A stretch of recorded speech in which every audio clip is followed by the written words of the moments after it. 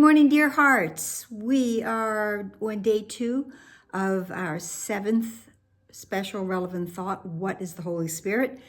And I'm going to start with that relevant thought and read a couple of the paragraphs and then go into today's lesson 282.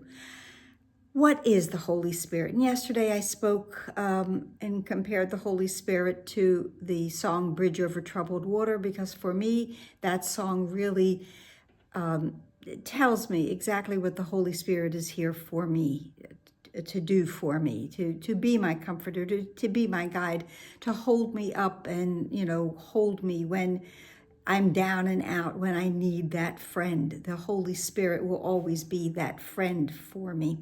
The Holy Spirit mediates between illusions and the truth, since he must bridge the gap, that bridge over my troubled waters, between reality and dreams. Perception leads to knowledge through the grace that God has given him, given the Holy Spirit, to be his gift to everyone who turns to him for truth. The Holy Spirit offers us grace and offers us the truth of who we really are. Across that bridge that he provides are dreams, all carried to the truth, to be dispelled before the light of knowledge. And the other side of that bridge, knowledge. Knowledge is of heaven. Knowledge is of God.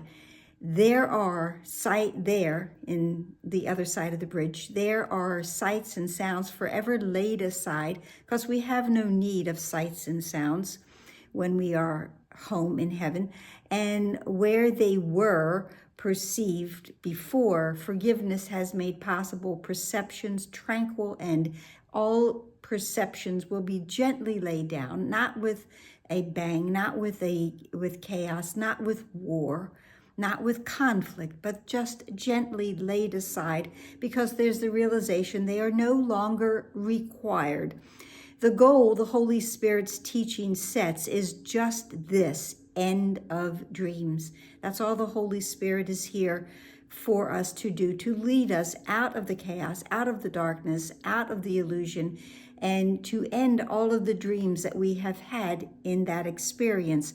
For sights and sounds must be translated from the witnesses of fear to those of love. And fear and sin, the ego sends out witnesses. It tries to, gather validation for its point of view.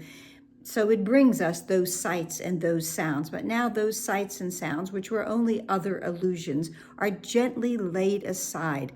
And instead we will have witnesses to what is real and what is true, and these will come to us through the Holy Spirit. And when this is entirely accomplished, learning has achieved the only goal it has in truth, for learning, as the Holy Spirit guides it to the outcome he perceives for it, the outcome for all of our learning, becomes the means to go beyond itself, to be replaced by the eternal truth, that all of the things in this world are only here to teach us. The point of every lesson, all things are lessons God would have me learn. The point of this world is only to heal the mind of God's son, God's child, and to bring us back home. That's all that this world is for. So the lesson for today, 282, I will not be afraid of love today.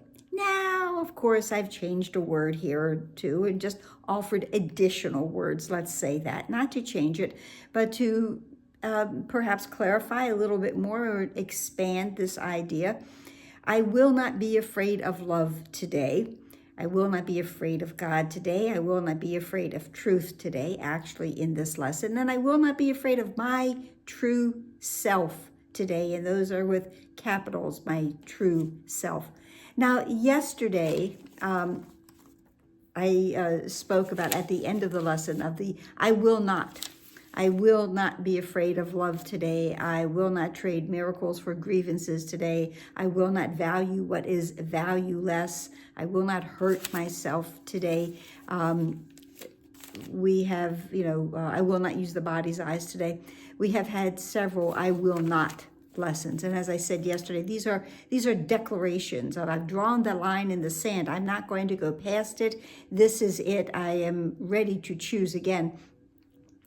And I was thinking that, this idea of the I will not, and it is a very strong statement. It's declarative. I will not. I will not. I will not go there anymore. I'm done with that. And I think just as, we have to get to the point of there's another way of looking at this in order for any change to happen, because it is that awareness that we must have first for change to occur, for us to know that we want change. So the I will not statement really comes before the I am statement. And we know the power of the I am statement. The I am. Yes, I am. I am the holy child of God himself. I am as God created me. We have many I am lessons within the workbook, just as we have many I will not lessons. I think more I am lessons. But there is power in what we must have as the precursor to the I am. So I will not be afraid of love or God or truth or my true self today. If I could realize but this today, salvation would be reached for all the world. When I'm healed, I'm not healed alone. So it would be salvation, the healing of all of the world, not just for some. This is the decision not to be insane and to accept myself as God himself. My Father and my source created me. And yes, it is there. Again, I am as God created me. So I am deciding I'm not going to be locked in the world of illusion and craziness and unhappiness today.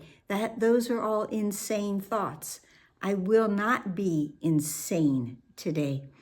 The determination not to be asleep in dreams of death, while truth remains forever living in the joy of love.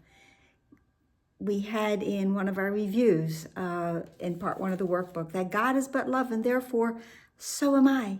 So am I. I am that joy of love. I can live within that joy of love when I decide that I will not be afraid of love today.